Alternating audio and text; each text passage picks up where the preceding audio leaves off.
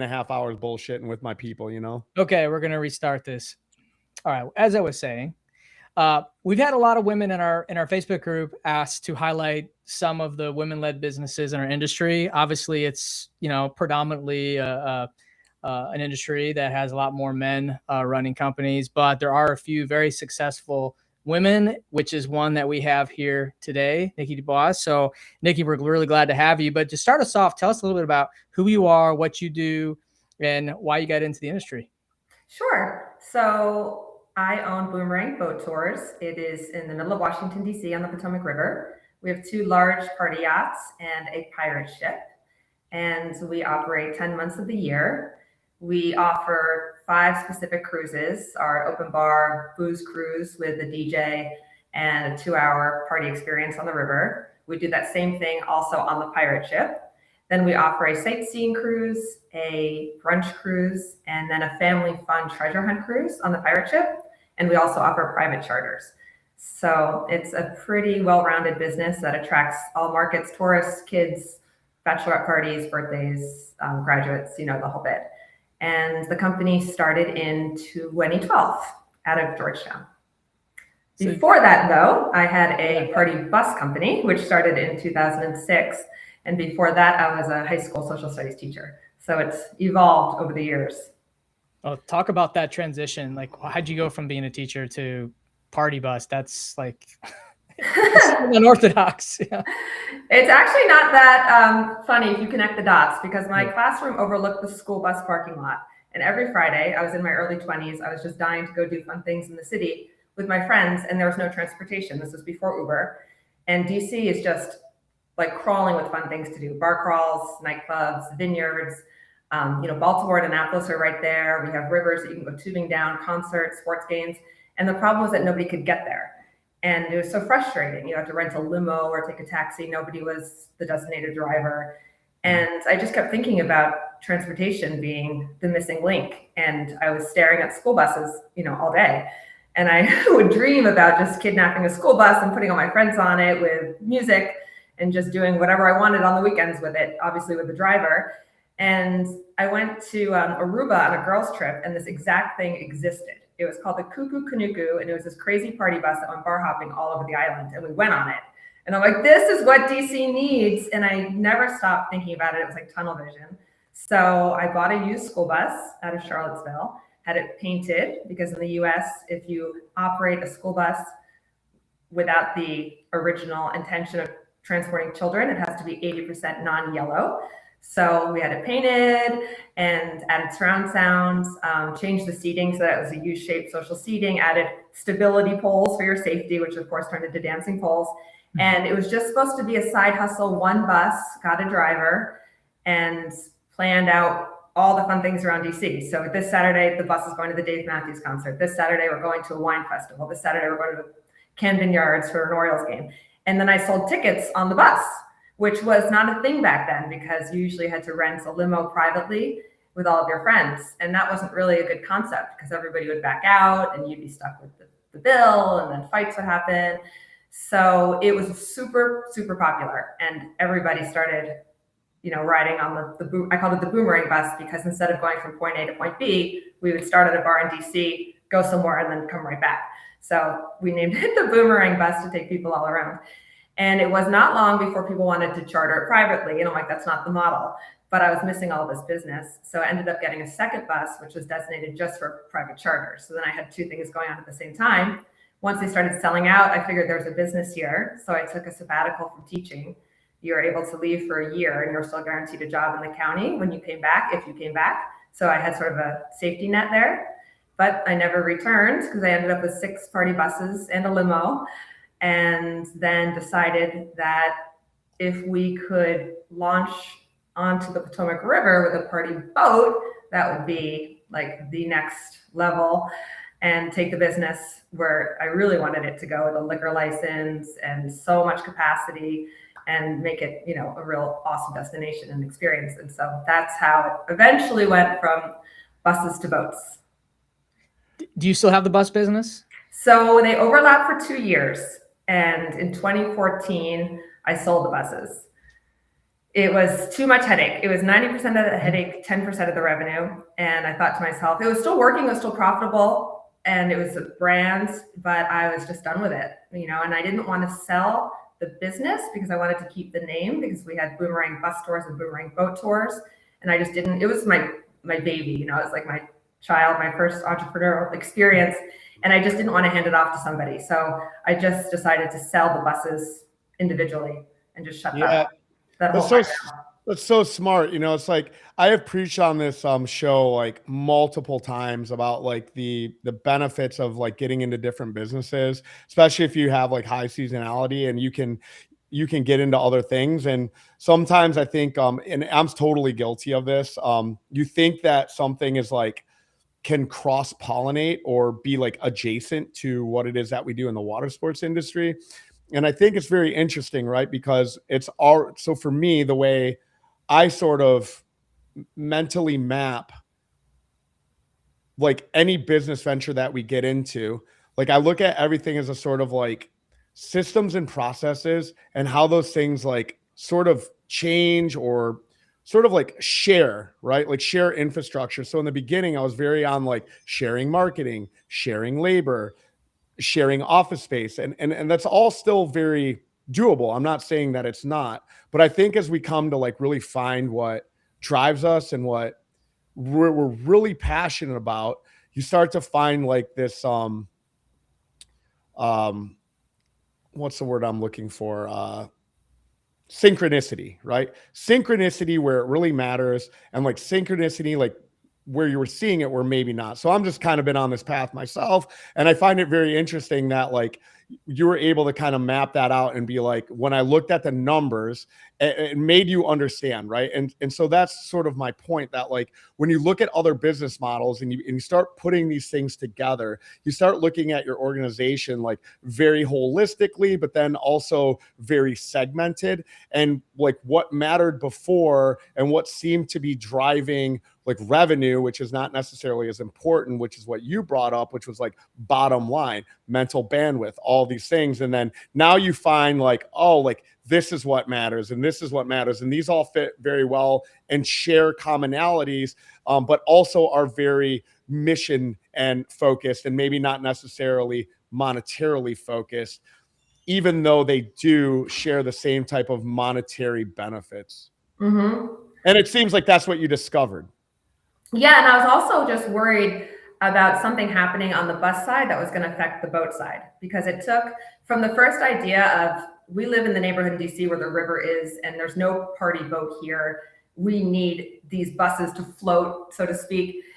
From that first idea, it actually took 2 years until we had our first party boat cruise. And trust me, we were working every single day on this project for 2 years.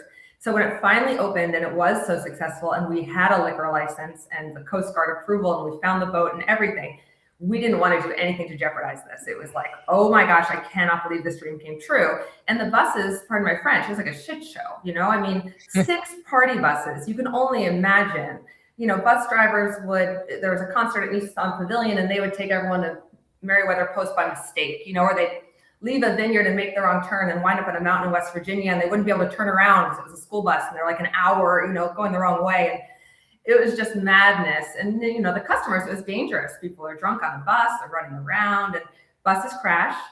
And there were incidences all over the country of, you know, college kids getting run over by a party bus and things. And I just thought something might happen on that side of the business. It's going to bring down the boat side. And I just don't want to risk it anymore. I was like so focused on building the boat side of the business. And but Nikki, you know, it took 2 years to make that decision. And I thought about having managers run it and selling it and like that. And I just finally said, let's just close that chapter. Did you liquidate the business or did you sell the boat? How did you? This is interesting because we had a competitor in DC called Keg Bus, and for a while I didn't like them. It was like these young guys, 2 of them were brothers, and I felt like they were copying and pasting some things on the website of ours and putting it on theirs. And I tried to sell the buses to absolutely everybody but them. Like literally I was calling party bus companies in Maine and North Carolina and Ohio, like, do you need another bus? I was just doing everything to get the buses as far away from Keg Bus as possible. And it was just wasting all my time. People were like, oh, I'm going to send my mechanic to DC and da-da-da. It took like a year and nothing was coming of it. And I finally picked up the phone and called Keg Bus, and they're like, oh yeah, we'll buy your whole fleet. And I was like, why did I care? I could have sold these and stopped paying insurance every month and just closed this chapter an entire year ago. So, I mean, part of our talk today about, reaching out to competitors and making them your friends is incredibly a good idea. When we've done this always, right? And it's something, it's a huge part of my philosophy too. And I've got a story, like we've got somebody who's probably listening to this episode right now, like on our Jeep business. Like there's this, I mean, and I've even floated it to him. I'm saying, hey man, come get rid of me, dude. Make me an offer, get rid of me. I'm happy to give you the SEO. I'm happy to give you a good deal on the boat. If you're listening, I do want to get rid of the Jeep business. So come on over and buy me and like get rid of me, right? But I watched them spend so much time like being angry at me that I exist. And our names are similar. Like at the time I had a heart attack and I didn't want to like really put a lot of focus into it. So I'm like, yeah, whatever, call it, Jeep Destin. And it's close to theirs. I'm not going to say what their business name is or whatever, but Jeep Destin is my business. Theirs is very close. And, they spend like a lot of time calling us, sending us cease and desist, like, worrying about their customers, getting confused. Like there's this constant, like, focus on us. And I'm just like, dude, I don't know what you guys do. Like, honestly, I don't. Like, I don't know where you're at. The other day I was driving through town and I was like, oh, that's where they're at. We've been doing this 4 years, dude. I've never paid attention to them. And it's something I tell everybody. It's like, don't worry about what I do. You can listen to the podcast and like try and, use like information I tell you, by all means. You want to spin up a Destiny Water Adventures clone site and copy me, I have at it, man. I could give a shit less, dude. Like, because again, I wouldn't know in the first place. And I've said this 100 times, like, don't focus on your competition. This is a business environment, and in environments, right, everything sort of works again, like in synchronicity. Like it's all going to work out. It's not us or you, it's all of us together. And more than likely, unless you're Walmart or Amazon, there's enough business for everyone. And guess what? E-com still exists. Retail still exists. Even with the presence of Walmart, even with the presence of Amazon, there's still plenty of business to go around, dude. Get a fucking grip. It's going to be okay. Yeah. And the more they market and advertise, it's helping you because they're just letting the world know about your experience. Yep. And then let the customer choose, who they want to pick. So your customer can be, or I'm sorry, your competition is going to potentially be your buyer one day, whether it be large or small. I mean, when I sold my golf cart rental business and my jet ski rental business, the biggest, businesses for that category in our market were the buyers. So, I'm try to be friends with everybody because you just never know, when the time is going to come for you to look for someone to buy. So yeah, it's a great story. I'm glad. Yeah, it's actually a really funny one because this guy knew exactly what to quote me on the 6 party buses, but he had no idea what to quote for a limo. And neither did we really. So we went to CarMax with the limo, which a lot of people don't realize. Most CarMax say no, but I did not give up. We called like 12 and one of them said, yeah, we will look at the limo. So we drove the limo. My husband drove the limo, which he's never done before, to this CarMax. It was like 2 hours outside the city. And I followed him in our car. And we got a quote. And then I called this Keg Bus guy from the CarMax. I'm like, this is the quote. He's like, okay. And we drove the limo to his house. It was so random. But anyway, we got rid of the entire fleet, essentially in one day. So yeah, the competitors they're not the enemy. And then we were able to just focus so much on the boats. And, at that point we had the first party boat and the pirate ship. And then we already had our eyes set on building a bigger one, which we originally thought we wanted to put in New York City. But by the time it was halfway built, the demand in DC had grown. So we just said, forget it. Let's just keep growing in DC. So that's why there's three boats there now. What is the industry like in DC for these experiences? How would you describe? What do you mean, the customer base? Or? Yeah, the customer base, the demographics, the way they book, the way you market. Like obviously, you've been around a lot of different destinations. You've seen how a lot of companies operate and market. But what would you say is unique about DC as far as how you acquire customers and how you do business with the community?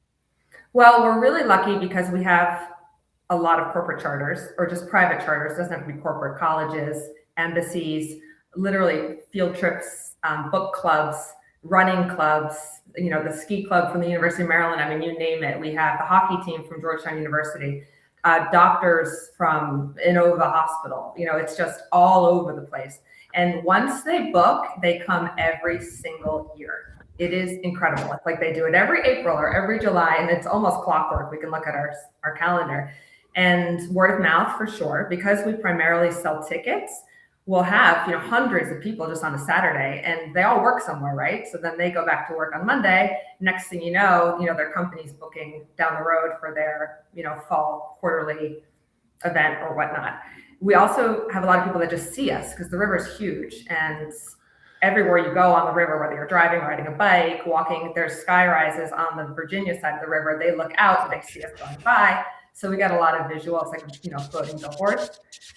Another thing is birthdays. We have a very, very fun young city that typically gets paid pretty well, and so disposable income. So a lot of people in their mid-20s that are just looking for really fun things to do. They love our boats. They'll come on it after work on Friday. They'll come on a brunch cruise. I'm gonna explode. We got to talk about this. It's the most important thing. Like, I need to listen. I love what you're doing, and I think it's great. But I'm starting to drift. The reason I'm drifting is because there's something I really want to key in on because I think it's so important what you're doing. Right? You got a water sports business. Like blah blah blah blah blah. Everybody has a good time. I get it. We all get it, right? You're a one of one though, and what I think is so impressive about you, and so absolutely lovely. One, you're a woman in water sports. It's super rare. Two, you're doing something that almost nobody I talk to has done, not even me. And I think I'm the best in the world.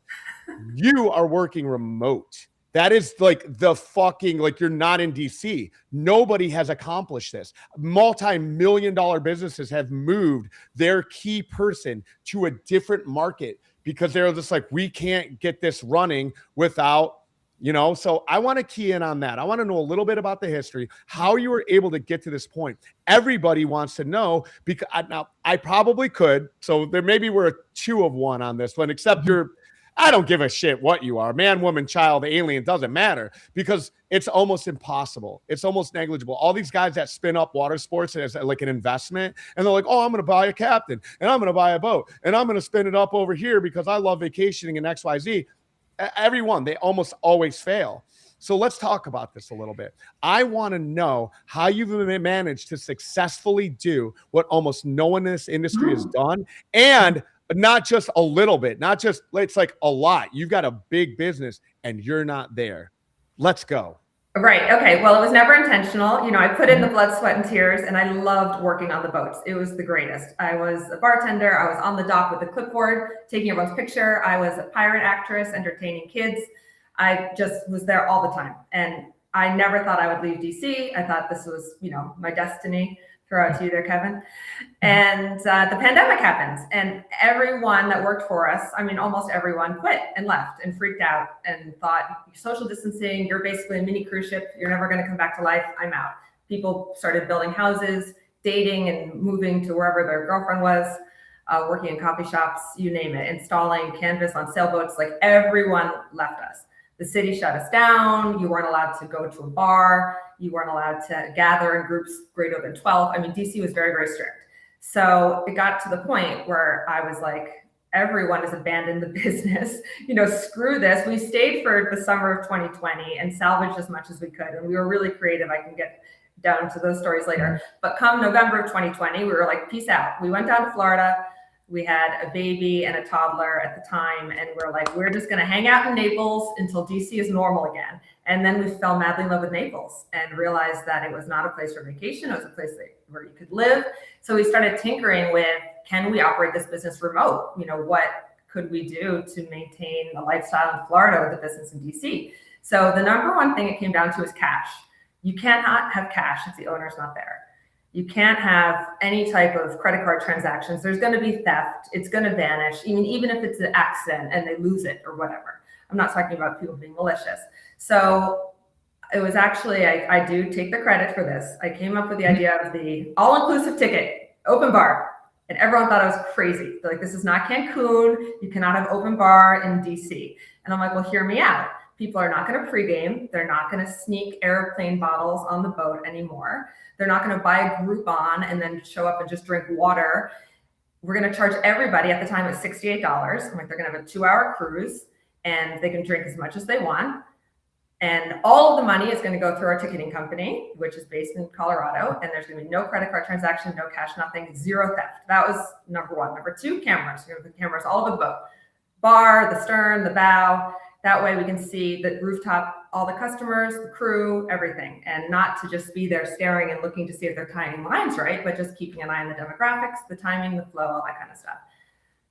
The other thing was marketing. You know, we had to just really push the fact that we were reopening after the pandemic, and we had a lot of open air areas on the boat, which was such a premier thing. If you remember in pandemic times, nobody wanted to be inside. So we were able to get like a big rush of people that wanted to be fresh air out on the boat. So we got our customers back pretty quickly. And then we had to build the team back because we lost everybody.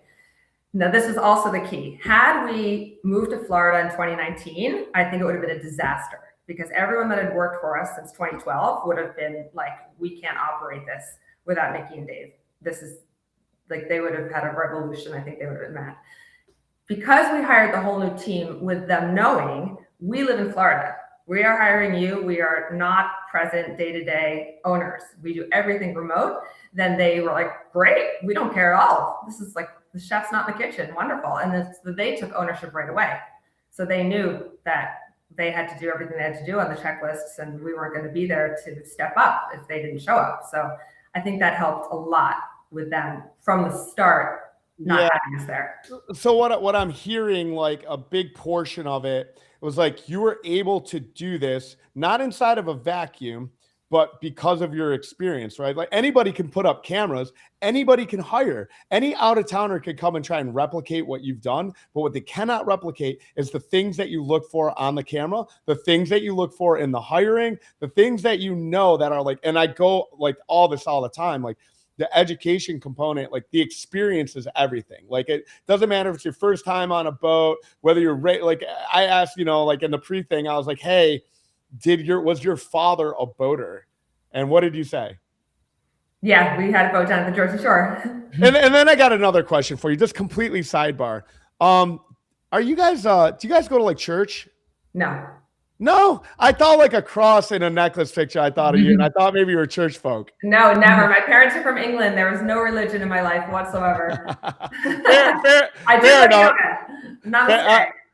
There you go. Like you have like there's some kind of faith in your life. I feel like you just have this positive like feeling like it's all gonna work out. Like yes, I am incredibly resilient and very, very optimistic. And I have the ability to like go for something. Like when I was little, I wanted to be a high school teacher, and I was like, I'm going to be a high school teacher. And then I wanted to get to these freaking vineyards in Virginia. I'm like, I'm going to get there. I'm going to buy a bus and I'm going to get to these vineyards. So now I got another question for you, because this is all very illuminating I want like from any operator from beginning to end, like there's a lot of things that you got going for you that you've done it so right on. And I rarely say this and mean it, but I'm very impressed. Very, very impressed with everything that you do. Like that's the other thing. You're educated. You come to every port, you go to every arrival, you're constantly learning and evolving. And God, man, you know, God bless you for that. But your husband, now does he work in the day-to-day, or does he do something else?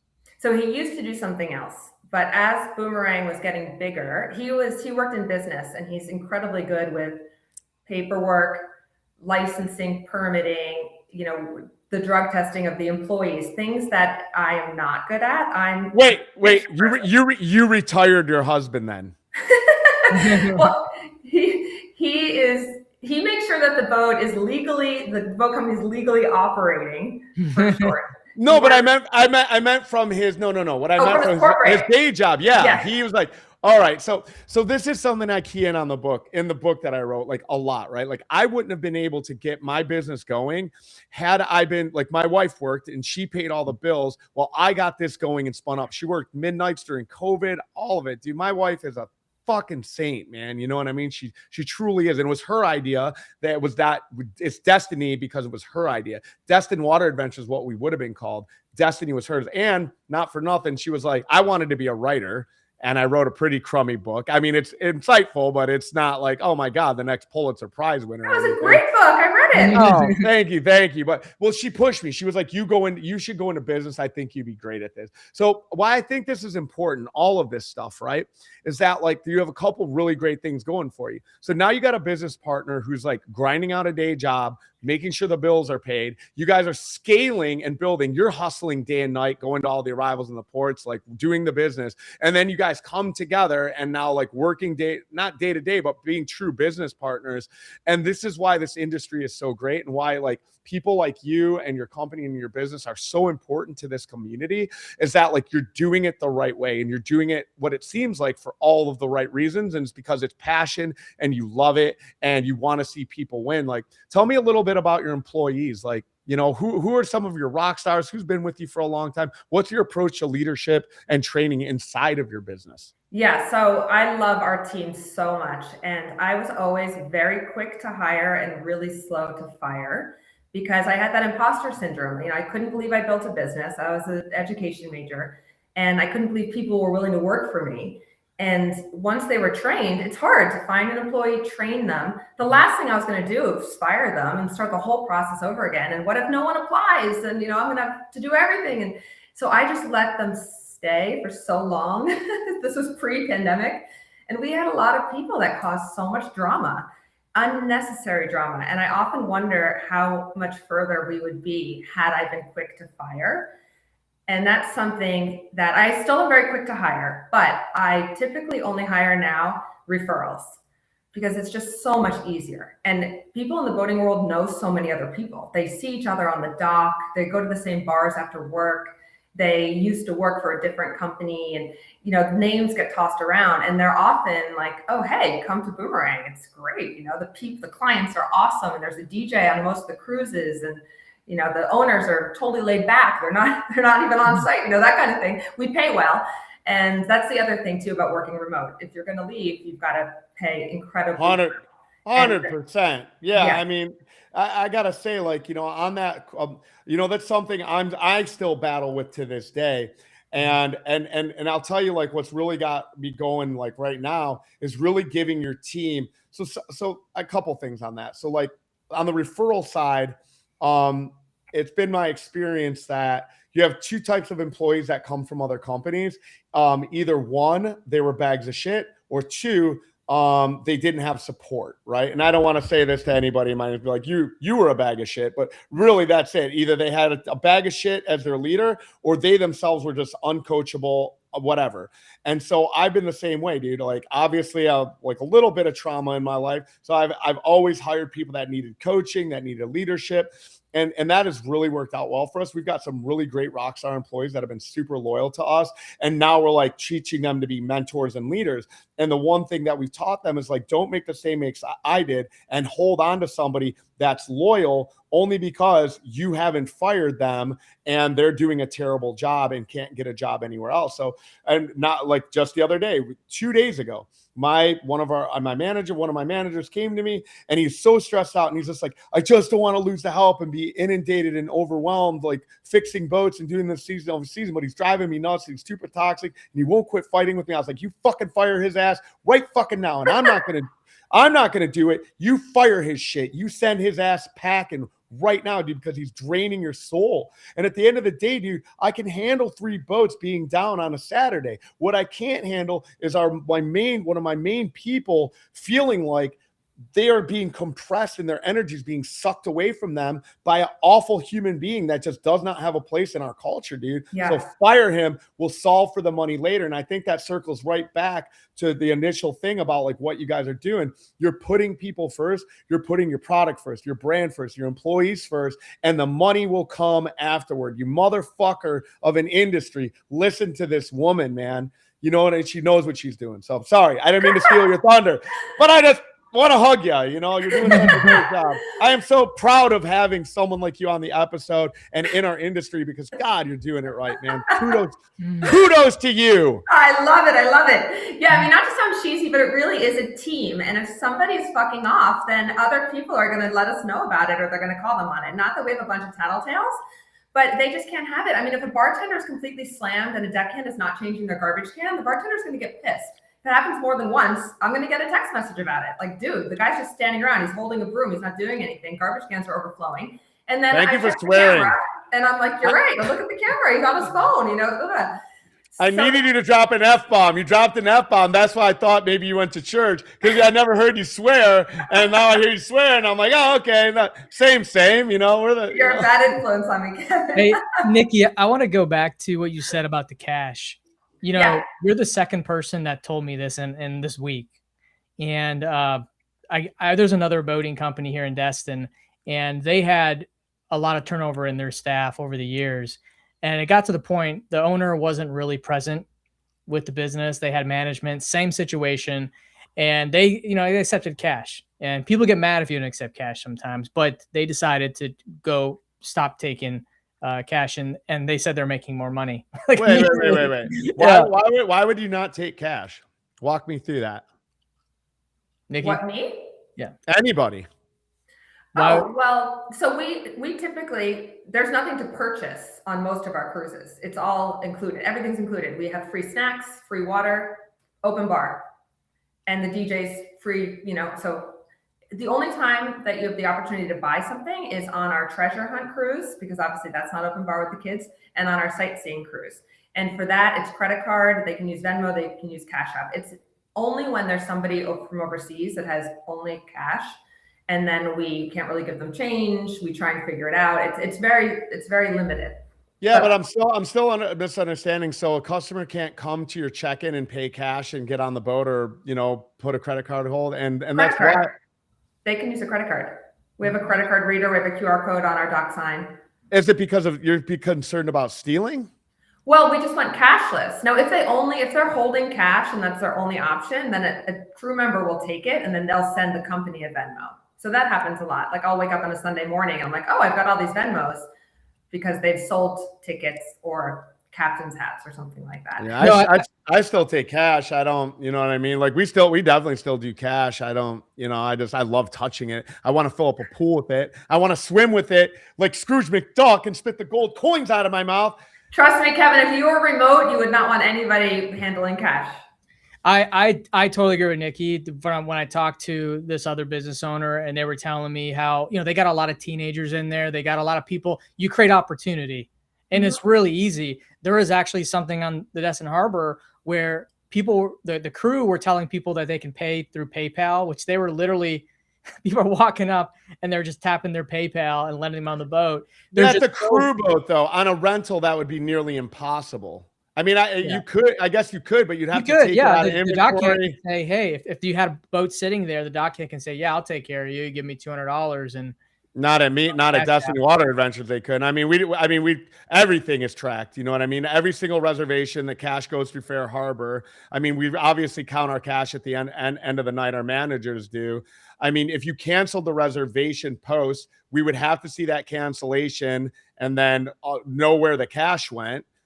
I mean, that would be, and there is no cancellation. I mean, it wouldn't happen. Like, well, another thing too, I know you, even if this wasn't the case, I'm sure, Kevin, it would still be fine, but like, you have owners that are on site with your company. That's 100% true, but also that could be resolved by end of night through deposit. I mean, there's tons of ways to track cash. I mean, we track every last dime of it. But no, I just wonder, because I'm like, man, Nikki's smarter than I am. Should I not be taking cash? You know what I mean? I'm not physically down there. I mean, my partners could be ripping me off all day. You know what I mean? But at the end of the day, you fuck with the bull, you're gonna get the horns, man. You know, maybe they steal from her, but I go down there, they think like, you know, I'm gonna murder them. So maybe. Well, the other thing is, you want people to buy in advance, right? You want your boats sold out in advance, and so if you when would you have the opportunity to accept cash? Because in an ideal world, people book a few days or a week in advance, and then the boat's sold out. Yeah, they put our card on file and understand our cancellation policy, and we cancel it, and then, you know, they can come and pay cash day of. I mean, at the end of the day, I mean, obviously, like, there's SOP. Again, this is not yours, not anybody. This is all, you know, don't take my advice for it. I'm just presenting the other side of it. Yeah. At the end of the day, like Walmart, I mean, any big retailer is going to take cash. They're obviously going to solve for theft, because it's all theft, like all the time, any business, and being a small business, $1,000 a year could mean all the difference in the world. And so, pricing and XYZ, but at the end of the day, like I always just kind of like look at not just my industry, but how all industries solve for this. I'm like 99.9% sure like people could be stealing retail and that would happen anyway. But I mean, on our SOP, it's pretty rock solid. It's almost impossible to steal from us without somebody being able to find out. I mean, I could see if they came down, but it's like, you got to check in. Nobody could just get on a jet ski and rent it. If that were happening, we'd have a much bigger problem than employees taking cash. I'd have people out there on a machine not being XYZ, but I would say that that's nearly impossible for us, because we have enough checks and balances and management on site where like literally everything is being solved for in real time. But I'm going to bring that to my partners now, and I'm going to ask them, I'll be like, hey, let's look at our SOP on what we do for taking cash. So again, Nikki just bringing the value. She 100% might be right. I think from like a risk mitigation standpoint, not being there all the time, I think is brilliant. Plus, when you talk about the bar, now you took away the bartender maybe slipping an extra drink, or things like that. You took that. Hey, at the end of the day, I just want to figure out how Nikki can get some of this sweet, sweet cash. I'm not saying that she hides it in her mattress. I'm not saying I hide it in my mattress. God damn, man, 30%. I can almost take the fucking stealing, dude. Just kidding. I pay every last red cent. No, that was the other thing. When we switched to the open bar model, we started hiring really friendly bartenders that had no experience. Whereas the bar is so easily stolen from. I got exactly. You. And copy that. So what about tips at the bar? Do you? I mean, obviously you have a tip jar, right? But they keep that. That is nothing. You have no deal with it. Yeah. No, Nikki, it's so smart, and I have had talk to some operators that are going cashless when their owners are not present all the time because of just risk mitigation. They might have a great staff, but we hire people, we have turnover, people get desperate. People have bad weeks. They can't make their rent and they make bad decisions. I know good people who have made very poor decisions. I had an instance in like 2018, the most incredible employee brought the bank home at the end of the night from a Saturday working the bar, and her roommate stole it, $4,000. And, how does she explain this to me? $4,000 is gone. Now, obviously, I believe that it was the roommate, and it took a long time for us to get it back and figure it out that it was her and this and that. But, I mean, that could happen once a week, Oh, I got mugged. Sorry, it's gone. Someone breaks into the check-in booth, and that has happened quite a bit. Yeah. Well, listen. Out here, all the love fest that is, Nikki. I just want to make sure you take away one thing from this. It's this: when I say you're smart and it's a good idea, I'm right. When he says it, he says that to everybody. He's an ass kiss. It means so much more coming from me. And if I'm not the most loved on this show, God damn it, then it's not the Awkward Watersports Guys, for Christ's sake. I just want to make sure that I'm your favorite. That's all. I'm just playing. Everybody loves Greg. He's the best. It's a tie. Yeah, well, awesome. Well, Nikki, thank you so much for coming on the show. Super enlightening. I assume you'll be at the port at some point. I know you said you had some kind of conflict or something with some other bullshit conference you were going to go attend. I don't know what it was. I don't know why you're going to be there. Honestly, you should. Listen, at the end of the day, I've got an answer for that. I don't need you to go over to Spark Conference, which is just, you know what I mean, a big Fair Harbor fucking jack off. I can put you in contact with my business partner who spends more time dicking with Fair Harbor, and I want to strangle him sometimes, and we'll talk about that another time. But he can probably answer everything for you way faster than Fair Harbor attendings, and you be more about your brand and your story. Instagram, we're Boomerang Yachts and Pirate Ship. And like I said, ridetheboomerang.com, or just come to DC and hop on a boat. My dad used to paint them. And remember, if any of you dirty water sport guys try to slide in her DMs on Instagram, I will fucking personally beat your ass. I'll let you know personally. And me and her husband together will fucking stomp you up. I'll wrestle him to the ground. You know, what's your husband's name again? Dave. Dave seems like a really, really nice guy. He's probably not stomping anybody out. He's like, this is unnecessary, Kevin. That seems like too much. But I'll be like, you know what? I got daughters, buddy. All right, guys. Thank you all so much. Thanks for joining us. And as always, Greg, bring us out. Keep it awkward. Let's go. Thanks, guys. Thanks. Yeah. Yeah.